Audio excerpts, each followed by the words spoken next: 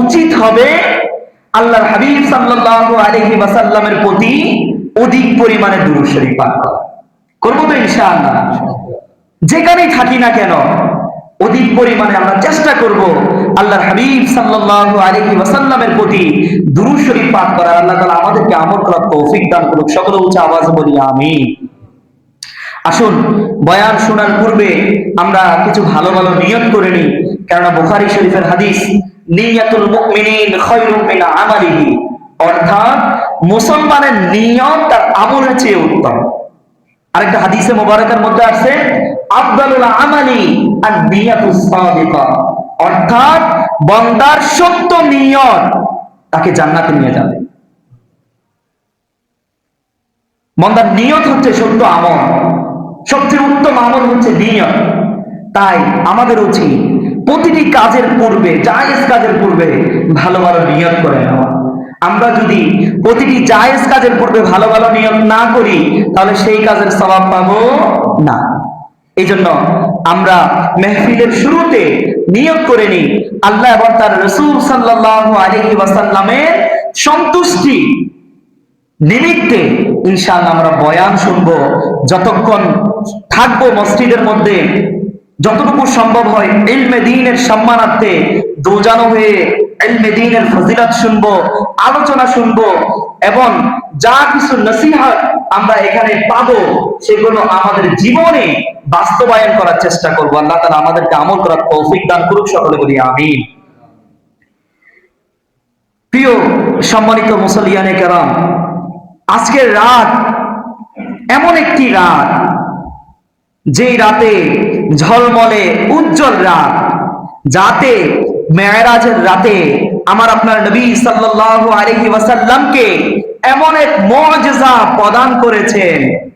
আজকের রাতে সকল ফেরেশতাদের সরদার হযরতে সাইয়্যিদুনা জিবরাইল আমিন নবী করিম সাল্লাল্লাহু আলাইহি ওয়াসাল্লামের পবিত্র খেদমতে খুবই দ্রুতগামী বহন বোরাক নিয়ে উপস্থিত হয়েছিলেন আজকে রাতে।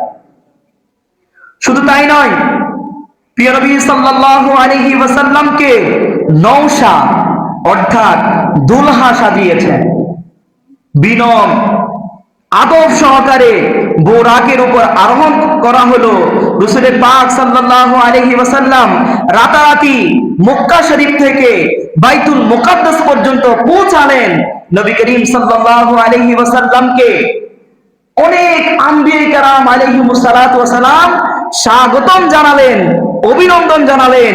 প্রিয় নবী রাসূল আরবি সাল্লাল্লাহু আলাইহি ওয়াসাল্লামকে সমস্ত আম্বিয়া কেরাম তাজিম সম্মান করেছেন।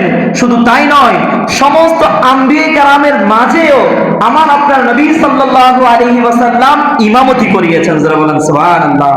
শুধু তাই নয়, আজকের রাতেই নবী করিম সাল্লাল্লাহু আলাইহি ওয়াসাল্লাম সকল আসমান সমূহ পরিভ্রমণ করেন এবং আশ্চর্য বিষয়গুলি অবলোকন করেন। আজকের রাতেই প্রিয় নবী রাসূল আরবি সাল্লাল্লাহু আলাইহি ওয়াসাল্লাম প্রতিটি আসমানে আম্বিয়া কেরাম আলাইহিমুস সালাতু ওয়াস সালামের সাথে সাক্ষাৎ করেন। আজকের রাতেই নবী করিম সাল্লাল্লাহু আলাইহি ওয়াসাল্লাম সিদরাতুল মুনতাহায় গেলেন। ওই স্থানে পৌঁছে জিবরাইল আমিন আলাইহিস সালাম সামনে অগ্রসর হতে অপারগতা প্রকাশ করলেন। আমরা সকলেই জানি এই ঘটনা, সবাই শুনি যে জিবরাইল আমিন আলাইহিস সালাম তিনি সিদরাতুল মুনতাহায় গিয়ে থামিয়ে গেলেন যে আল্লাহর হাবিব বলেন, ইয়া রাসূলুল্লাহর সামনে উপরে যাওয়া আমার দ্বারা সম্ভব নয়। আমি যদি যাই তাহলে আমার যে পাকা আছে সবগুলো জ্বলে যাবে। এই সিদরাতুল মুনতাহা থেকে এই রাতে নবী পাক সাল্লাল্লাহু আলাইহি ওয়াসাল্লাম সেই স্থান থেকে অন্য স্থানে পৌঁছালেন যেখানে কোনো জ্ঞান কাজ করে না। আজকের রাতেই প্রিয় নবী রাসূল আরবি সাল্লাল্লাহু আলাইহি সাল্লামকে বিশেষ নিয়ামত সমূহ দান করা হয়েছে। আজকের রাতে প্রিয় নবী সাল্লাল্লাহু আলাইহি ওয়াসাল্লাম আল্লাহ তাআলা এই যে আমার আপনার উপর 5 ওয়াক্ত নামাজ ফরজ করা হয়েছে, আজকের রাতে আল্লাহ তাআলার পক্ষ থেকে আমার আপনার নবী রাসূল আরবি সাল্লাল্লাহু আলাইহি ওয়াসাল্লাম আমার আপনার জন্য উপহার স্বরূপ নিয়ে এসেছে।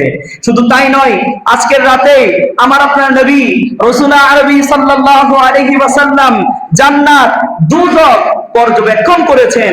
শুধু তাই নয়, আজকের রাতে নবী করিম সাল্লাল্লাহু আলাইহি ওয়াসাল্লাম আল্লাহ তাআলার বিশেষ নৈকট্য অর্জন করেছে এবং প্রিয় নবী সাল্লাল্লাহু আলাইহি ওয়াসাল্লামের কপালের চোখে সম্পূর্ণ জাগ্রত অবস্থায় স্বয়ং আল্লাহ তাআলার দিদার করেছেন। জোরে বলেন সুবহানাল্লাহ।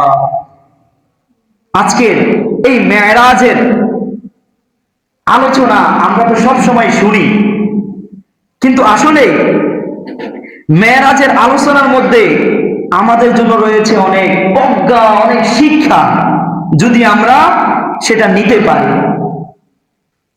উম্মে হানির ঘর থেকে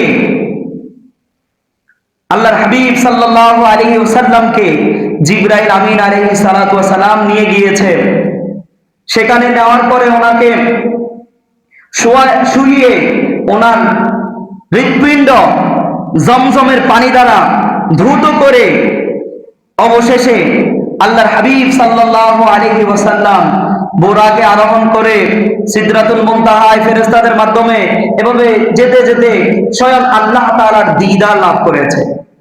এই যে মেরাজের সফরে কি কি বাহন ছিল, কি কি মাধ্যমে আল্লাহ নবী সাল্লাল্লাহু আলাইহি ওয়াসাল্লাম আল্লাহ তাআলার দিদার করেছে। আসুন, ইমাম আলাইহি রাহমাতুল্লাহ আলাইহি বলেন, মেরাজের রাতে প্রিয় নবী সাল্লাল্লাহু আলাইহি সাল্লামের বাহন ছিল 5টি।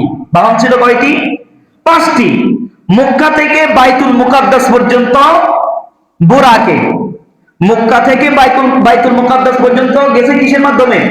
বোরাকের মাধ্যমে। এবং বাইতুল মুকাদ্দাস থেকে দুনিয়ার আসমান পর্যন্ত নূরের সিঁড়ি দিয়ে।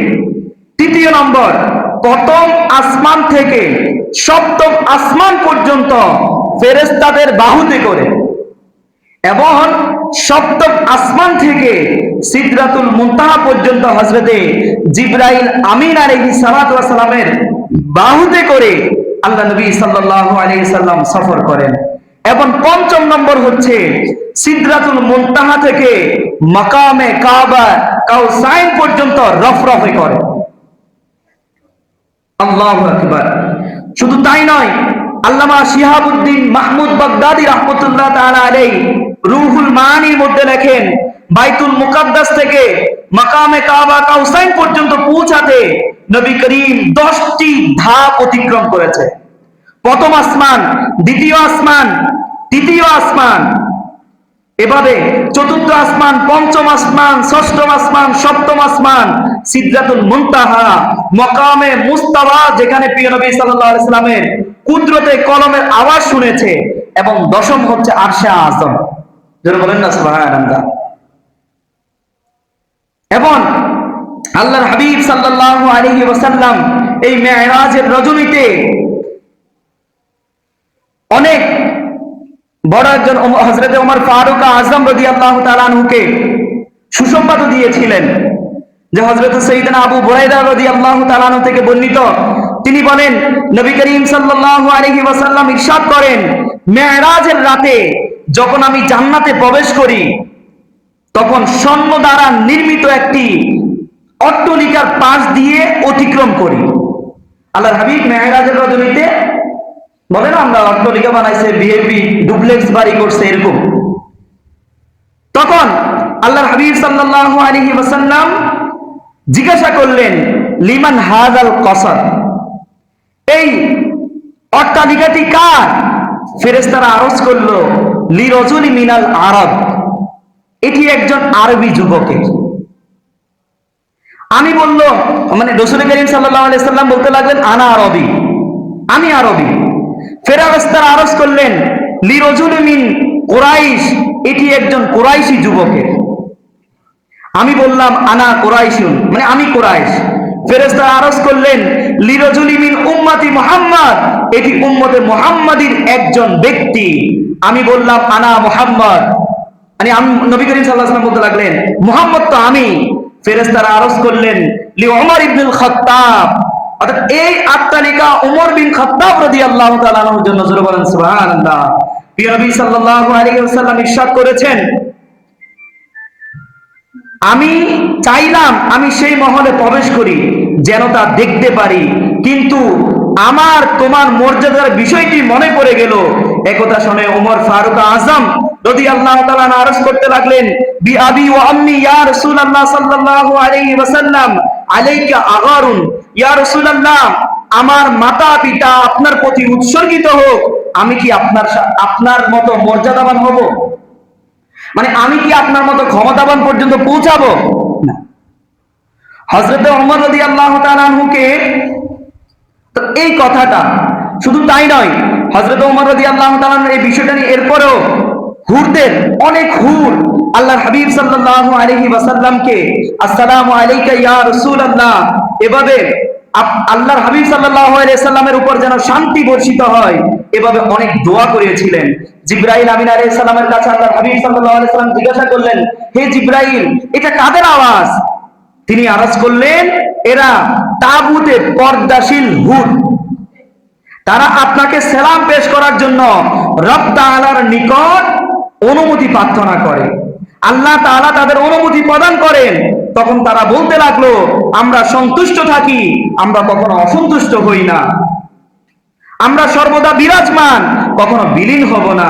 এতে রাসূল আকরাম সাল্লাল্লাহু আলাইহি ওয়াসাল্লামের মুআজ্জম সাল্লাল্লাহু আলাইহি ওয়াসাল্লাম 27তম পারা সূরা আর-রহমানের 72 নং আয়াত তিলাওয়াত করেছেন, হুরুম মাকসুরাতুম ফিল খিয়াম, হুর সমূহ রয়েছে তার মধ্যে তারা ছিল পর্দাশীল। এভাবে আল্লাহ হাবিব সাল্লাল্লাহু আলাইহি ওয়াসাল্লাম, যদি আমরা বলি আল্লাহ নবী সাল্লাল্লাহু আলাইহি ওয়াসাল্লামকে জাহান্নাম জান্নাত পরিভ্রমণ করানো হলো, তাকে দেখানো হয়েছিল, জান্নাত দেখিয়েছে, জাহান্নাম দেখিয়েছে, হুরদের মধ্যে সালাম দিয়েছে, হুরেরা তাদের ওনাকে সালাম পেশ করেছে। শুধু তাই নয়, আল্লাহর হাবিব সাল্লাল্লাহু আলাইহি ওয়াসাল্লাম সিদরাতুল মুনতাহা থেকে সেখানে যে আল্লাহর নবী আল্লাহ তাআলার স্বয়ং দিদার করেছে। এই যে দিদার, এই যে স্বয়ং নিজের চক্ষু দ্বারা আল্লাহ তাআলার দিদার করা এমন একটি মুজিজা আমার আল্লাহ তাআলা আগেও কাউকে দেয় নাই, মানে নবী পাক সাল্লাল্লাহু আলাইহি সাল্লামের পরও কাউকে দিবেন না। কিন্তু হযরত মুসা আলাইহিস সালাম চেয়েছিল যে সে যেন আল্লাহ তাআলার দিদার করতে পারে। মানে উনি আল্লাহ তাআলার দরবারে অনেকবার আরজ করেছে, হে আল্লাহ আমাকে আপনার একটু দিদার দিন।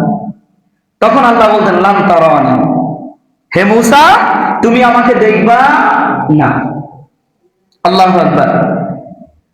মুসা আলাইহিস সালাম তুরে পাহাড়, যেটা ওখানে গিয়ে আল্লাহ তাআলা বলছেন তুমি তুর পাহাড়ে আসো, যদি আমার জালালিয়াত, মানে আল্লাহ তাআলার একটা জালালিয়াত আছে না, নূরানি তাজাল্লি আছে না, সেটা সাহায্য করার ক্ষমতা তো থাকতে হবে, এবং যে কেউ তো এটা সাহায্য করতে পারবে না। যদি সাহায্য করতে পারতো হয়তো এমনও হতো আল্লাহ তাআলা আমাকে দিদার দিত। কিন্তু আল্লাহর হাবিবের মুজিজা দেখেন, আল্লাহ তাআলা আমার হাবিবকে সেটা দান করেছে। হযরত মুসা আলাইহিস সালাম যখন তুর পাহাড়ে আল্লাহ তাআলাকে দেখার জন্য গিয়েছে, শুধুমাত্র আল্লাহ তাআলার একটি তাজাল্লি দিলেন ওই পাহাড়ের উপর, পুরো এটা দেখে হযরত মুসা আলাইহিস সালাম বেহুশ হয়ে পড়ে গেলেন। মানে অনেক তো তাজাল্লি রয়েছে, এর মাঝে শুধুমাত্র একটি তাজাল্লি, তাও পাহাড়ের উপর দিয়েছে, সেটা হযরত মুসা আলাইহিস সালাম সহ্য করতে পারে নাই। আল্লাহু আকবার। চিন্তা করেন, সেই জায়গায় স্বয়ং আমার আপনার নবী রাসূল আরবি সাল্লাল্লাহু আলাইহি ওয়াসাল্লাম অল্প কিছু সময়ে, তাও অনেক বৈজ্ঞানিকরা গবেষণা করে বের করেছে যে আল্লাহর হাবিব সাল্লাল্লাহু আলাইহি ওয়াসাল্লাম অল্প কিছু সময়ের মধ্যে এই যে রফরফে বোরাকে ফেরেশতাদের বাহুতে করে এবং কি সিদরাতুল মুনতাহায় পৌঁছেছে, সেখানে আল্লাহ তাআলার নবী, আল্লাহ তাআলা নবী স্বয়ং আল্লাহ তাআলার দিদার করেছে এই অল্প সময়ের মধ্যে। এটা অনেকের মাথায় বুঝে আসবে না, কারণ আল্লাহ যদি চায় তাহলে কেউ কি সেটাকে ধরে রাখতে পারবে? আচ্ছা, কেউ যদি অস্বীকার করে আরে অল্প সময়ের মধ্যে রাতারাতিতে হয়ে গিয়েছে, তাহলে কারণ শুনেন, আল্লাহ তাআলা পবিত্র কোরআনুল কারীমের মধ্যে বলেছেন, সুবহানাল্লাযী আসরা বিআবদিহি লাইলাম মিনাল মাসজিদিল হারাম ইলাল মাসজিদিল আকসা। শুধু কোরআনের 3টা সূরার মধ্যে, কয়টা সূরার মধ্যে? সূরা বনী ইসরাঈলের মধ্যে 2 বার, সূরা নজমের 1 নম্বর থেকে 18 নম্বর আয়াত পর্যন্ত সবে মেরাজের আলোচনা হয়েছে। এই যে অল্প সময়ের মধ্যে এত জার্নি, এত সময়, এই এত সময়ের মধ্যে আমার আপনার নবী রাসূল আরবি সাল্লাল্লাহু আলাইহি সাল্লামের আল্লাহ তাআলার দিদার করেছে। এই যে দিদার করা, সচক্ষে দেখা, যখন আল্লাহ তাআলা আল্লাহর হাবিব সাল্লাল্লাহু আলাইহি সাল্লাম আল্লাহ তাআলার দিদার করে আসার পরে যখন সেটা মুসলমানদের মাঝে বলতে লাগলেন, তখন আমার আপনার মতো, তখন তো অমুসলিম ছিল, কাফেররা ছিল, তারা এমনিতে রাসূল পাক সাল্লাল্লাহু আলাইহি সাল্লামের উপর ঈমান আনতে রাজি ছিল না। তখন নবী পাক সাল্লাল্লাহু আলাইহি সাল্লামের উপর তারা অনেক অত্যাচার করেছে, অনেক করেছে, অনেক জুলুম এগুলো হয়েছে। কিন্তু আস্তে আস্তে আল্লাহ তাআলা স্বয়ং শিক্ষার জন্য এই মেরাজের ঘটনা, এই যে আমাদের জন্য শিক্ষা রয়েছে, সেই বিষয়গুলো নিয়েও আমরা আলোচনা করব। কিন্তু তার আগে আসেন, এই যে মেরাজকে তখনও তারা অস্বীকার করেছে। কাফেরেরা যখন আল্লাহর হাবিব সাল্লাল্লাহু আলাইহি সাল্লাম ওদেরকে বললেন, তারা বলতে লাগলেন, আরে এটা কি সম্ভব অল্প সময়ের মধ্যে? তাও দেখো মুহাম্মদ মিথ্যা কথা বলা শুরু করে দিয়েছে, নাউযুবিল্লাহ। তারা এভাবে বলা বলি শুরু করে দিয়েছে যে মেরাজে যায় নাই, মিথ্যা কথা বলছে, এমন এমন। কিন্তু আল্লাহ তাআলা কুদরতি ভাবে তারা অনেকেই পরীক্ষা করেছে যে আচ্ছা আপনি তো মেরাজে গিয়েছেন, বাইতুল মুকাদ্দাসের মধ্যে কয়টি ফিলার রয়েছে আমাদেরকে বলুন তো? স্বাভাবিক, আমাদেরকে কেউ যদি দাওয়াত দেয়, আমরা কি ওই দাওয়াত যখন খাইতে যাব সেই ঘরের মধ্যে কয়টি ফিলার আছে, কোন জায়গায় কি আছে, এগুলো কি খেয়াল করব? তখন ওই কাফেররা, অমুসলিমরা আল্লাহর হাবিব সাল্লাল্লাহু আলাইহি সাল্লামকে বলতে লাগলেন, আমরা বিশ্বাস করব যদি বলতে পারেন যে বাইতুল মুকাদ্দাসের মধ্যে কতটি ফিলার রয়েছে। আল্লাহ তাআলার উপর কুরবান হয়ে যান, আল্লাহ তাআলা ওই বাইতুল মুকাদ্দাসকে আমার আপনার হাবিব সাল্লাল্লাহু আলাইহি সাল্লামের চেহারার সামনে নিয়ে এসেছে। এবং জিবরাইল আলাইহিস সালাম বলতে লাগলেন যে আপনি এখন গুনে গুনে তাদেরকে বলেন কয়টি। আল্লাহু আকবার। তখন তাদেরকে বললেন এতটি এতটি ফিলার রয়েছে। তারপরও তারা অস্বীকার করলেন, বললেন মুহাম্মদ তো জাদুকর, নাউযুবিল্লাহ। তারা স্বীকার করে নাই। এভাবে যখন এটা যখন এলাকার মধ্যে প্রসিদ্ধ হয়ে গেছে, তখন তারা আবু বকর সিদ্দিক রাদিয়াল্লাহু তাআলার কাছে অনেকে চলে গেছে যে আবু বকর সিদ্দিক তো আল্লাহ নবী সাল্লাল্লাহু আলাইহি ওয়াসাল্লামের বন্ধু, চলো আমরা তার কাছে যাই, সে কি বলে।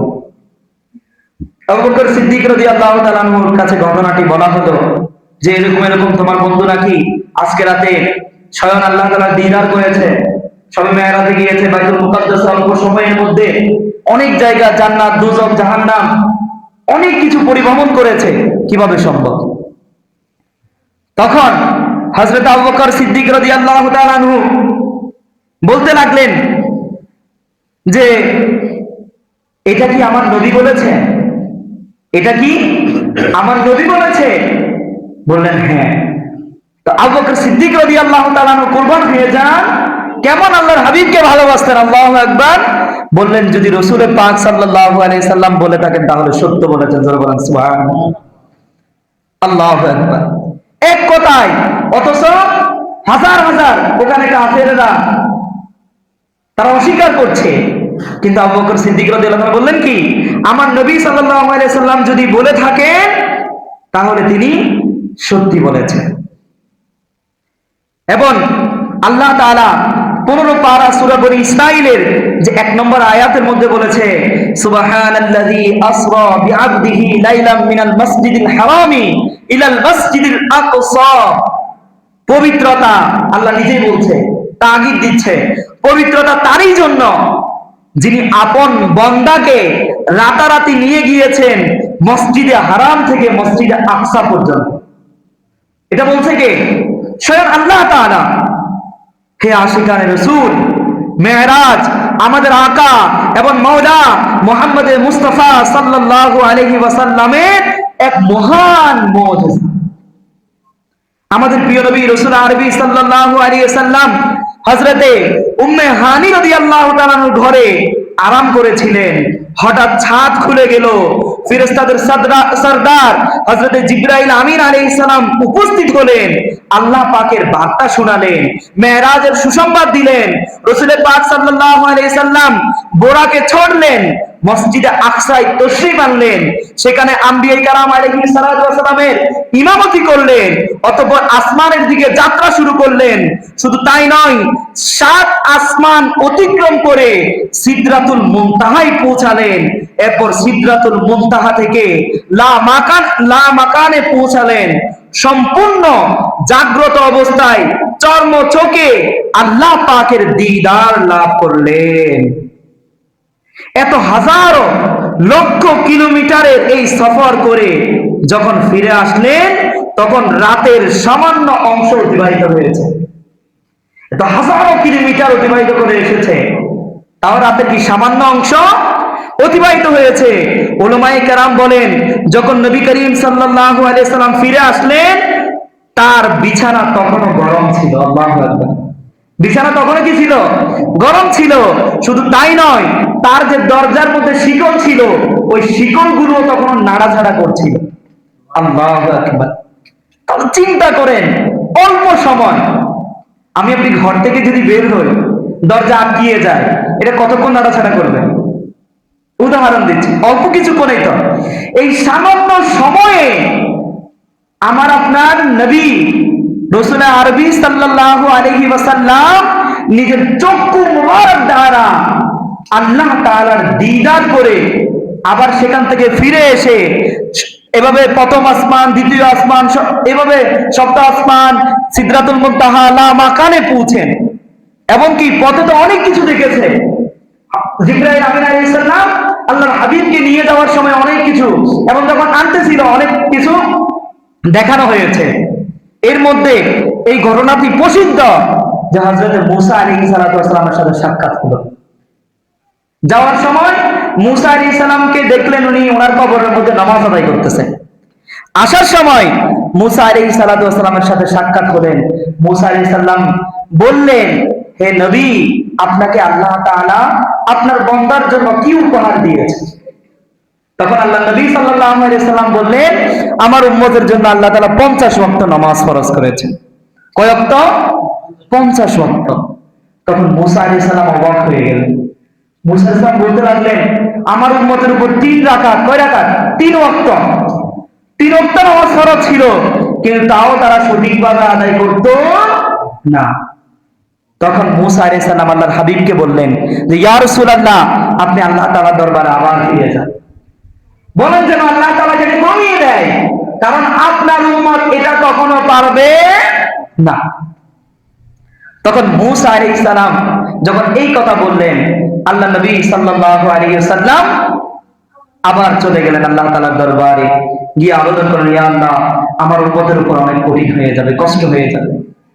তখন আল্লাহ তাআলা 5 ওয়াক্ত নামাজকে কমিয়েছেন। কয় ওয়াক্ত? 5 ওয়াক্ত। এভাবে আবার মুসা আলাইহিস সালামের কাছে গেলেন।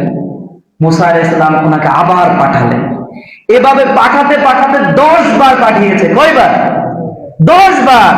অবশেষে 5 ওয়াক্ত নামাজ আল্লাহ তাআলা আমার আপনার উপর ফরজ করেছে।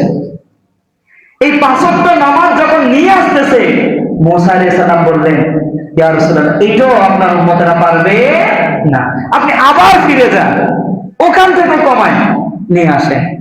তখন আল্লাহ নবী সাল্লাল্লাহু আলাইহি সাল্লাম মুসা আলাইহিস সালামকে বলতে লাগলেন, হে মুসা, আমার লজ্জা হচ্ছে, আমার লজ্জা হচ্ছে, আমি বারবার আল্লাহ তাআলার দরবারে বা আল্লাহ তাআলার সম্মুখীন হওয়া আমার জন্য কি লজ্জা হচ্ছে। তখন আল্লাহু আকবার কুরবান হয়ে যান।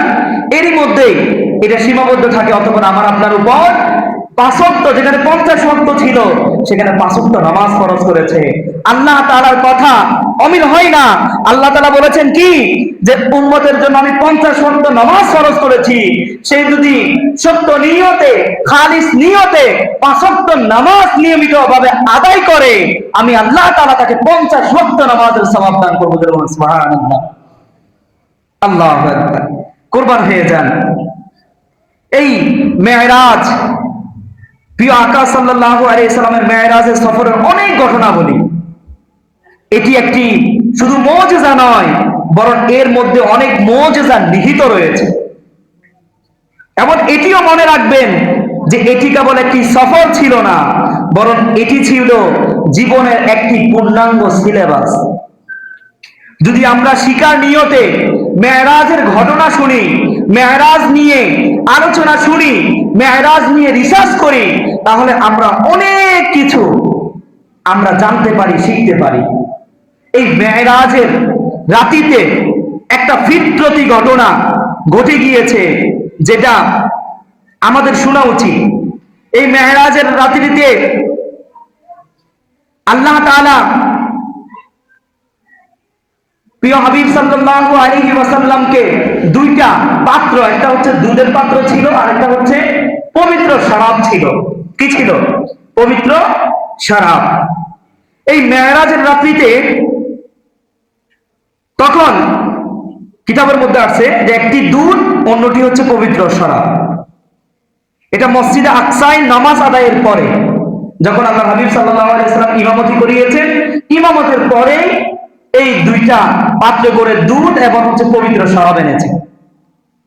নবী করিম সাল্লাল্লাহু আলাইহি ওয়াসাল্লাম দুধের, মানে এখান থেকে শুধু দুধের পাত্রটি গ্রহণ করলেন। কিসের পাত্র? দুধের পাত্র।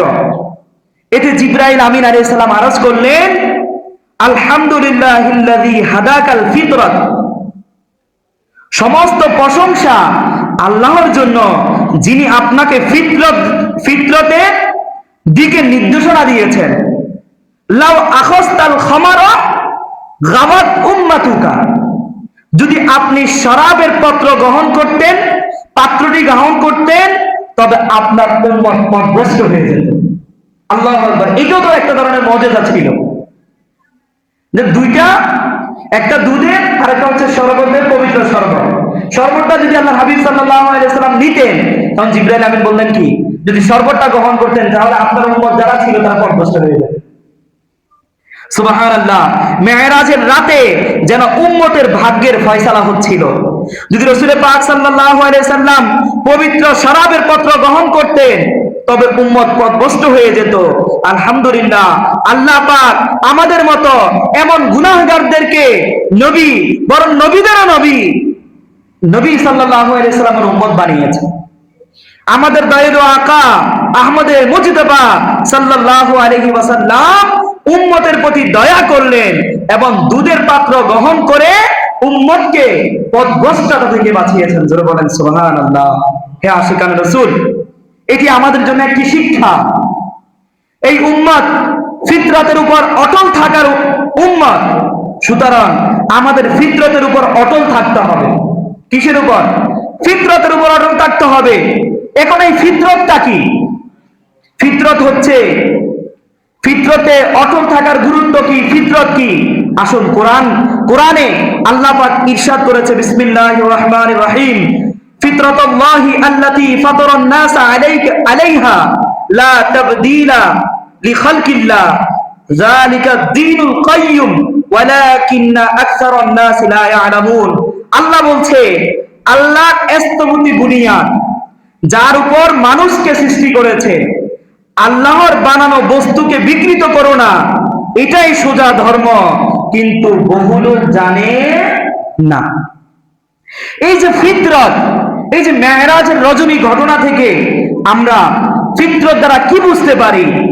এই ফিতরত, এই আয়াতে কারিমার ফিতরত দ্বারা আল্লাহ তাআলা ইসলামকে বুঝিয়েছেন। যারা বলেন সুবহানাল্লাহ। শুধু তাই নয়, বলা হচ্ছে, হে মানুষ, ফিতরত অর্থাৎ দ্বীন ইসলামের অনুসরণ করো। কিসের অনুসরণ করো? দ্বীন ইসলামের।